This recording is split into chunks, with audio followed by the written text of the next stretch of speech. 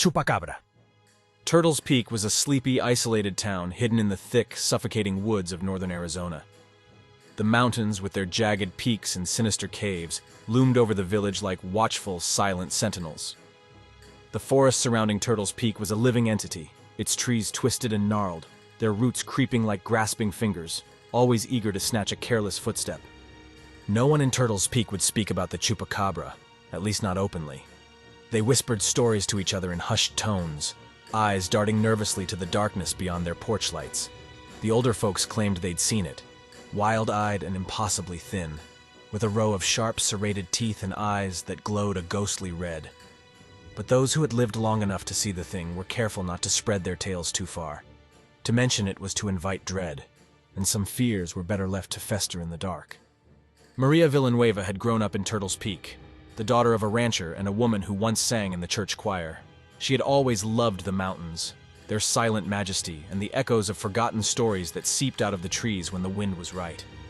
But it wasn't until last fall, when the air turned sharp and cold, that the stories she dismissed as village folklore began to feel real. That's when livestock started disappearing. First, it was Old Man Davis's goats, half a dozen, vanishing without a trace. Then came the chickens from the Richardson farm and the prize lambs of Hector Ortiz. Each time, the ranchers would wake up with a terrible sense of dread, finding only the blood-stained earth and a faint, pungent odor, something like rotting meat mixed with ozone. At first, Maria didn't believe the rumors that spread like wildfire through the town. The tales of the Chupacabra had become a convenient scapegoat, a way for people to explain the inexplicable. But that changed the night she heard the high-pitched scream from the woods. It was past midnight when Maria awoke, her room bathed in the pale light of the moon filtering through the thin curtains. The shriek cut through the silence like a knife, a sound so raw, so inhuman, that she felt her pulse stop.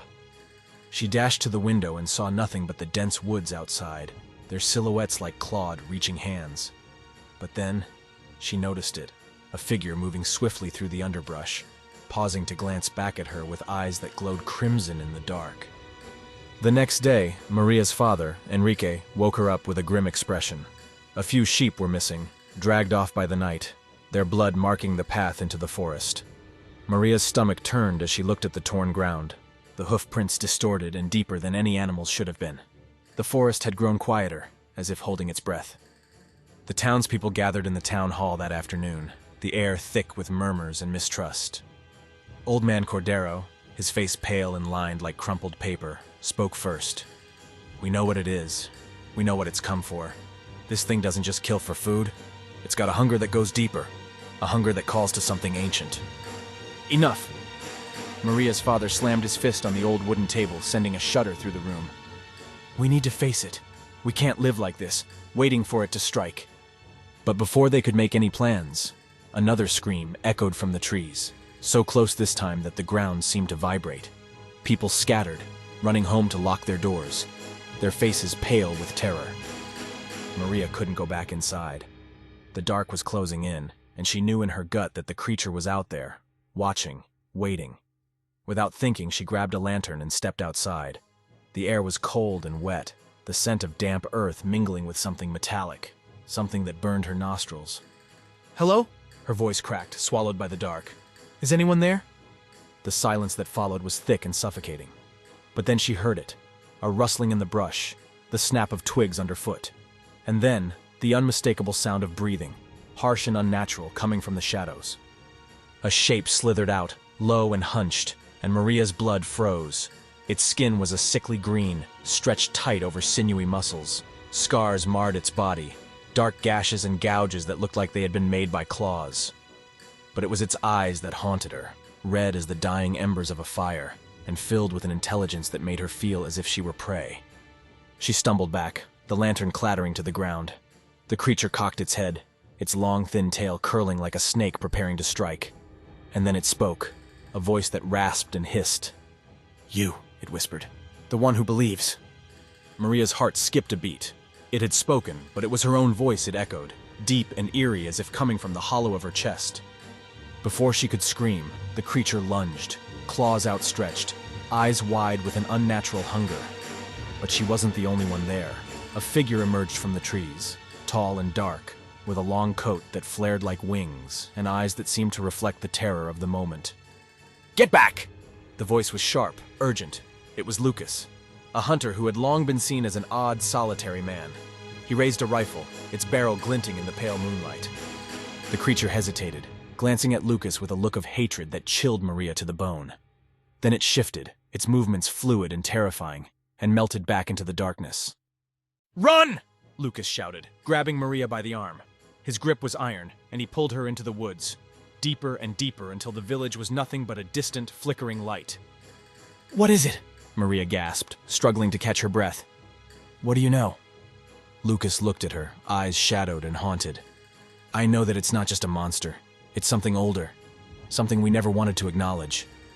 They paused by a fallen tree, Lucas glancing over his shoulder. The forest was unnaturally quiet. Then he took a breath, voice low and bitter. "It's been here longer than the town. The Chupacabra is a guardian, not of livestock, but of something else. Something that lives below Turtle's Peak, beneath the roots and rocks. The real hunger it has is for power, for freedom." Maria's mind spun. The creature had been guarding something? But what? Lucas reached into his coat and pulled out a small silver vial, its surface carved with runes she couldn't read. "This is what keeps it at bay," he said, his voice breaking. "But it's running out. We don't have much time." Before Maria could ask anything else, the ground beneath them trembled. The forest seemed to come alive, roots pulling up from the earth, writhing like serpents. A deep roar split the air, and something far larger than the creature she had seen stepped into the clearing. The Chupacabra, it turned out, was only the guardian. The real monster was emerging from the darkness, an ancient thing that had been sealed away by those who first settled Turtle's Peak, a creature whose eyes burned with the fire of forgotten stars. It was neither beast nor man. It was a hunger, a void with limbs, and it reached out, dark fingers trailing in the air. Maria looked up at Lucas, who seemed to be fighting the pull of terror. "This is what it's been guarding," he whispered, his voice barely audible over the roar. "It's not the Chupacabra that's the real danger. It's what it hides, and now it's free." The creature's eyes fixed on Maria, and in that moment she understood. She wasn't the chosen one. She was the bait. The guardian had saved them for centuries, but now it was time for its final act. It would sacrifice itself to seal the horror away again, and she would have to run if she wanted to see the dawn.